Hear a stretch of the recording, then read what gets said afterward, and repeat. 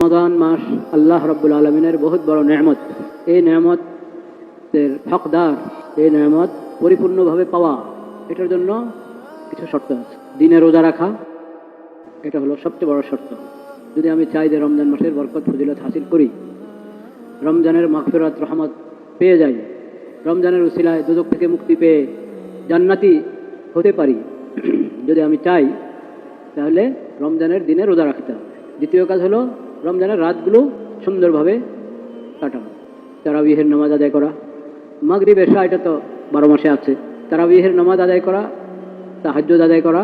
এইভাবে রাত যদি রমজানের যেই খাস রহমত এবং খাস মাগফিরাতের আশা রাখি আমি, তাহলে রাতের আমলগুলো রাতটা ওইভাবে কাটানো দরকার। তৃতীয় কথা হলো গুনাহ থেকে বেঁচে থাকা, বিশেষ করে চোখের গুনাহ, হাতের গুনাহ, জবানের গুনাহ থেকে বেঁচে থাকা এবং লজ্জাস্থানকে নিয়ন্ত্রিত রাখা।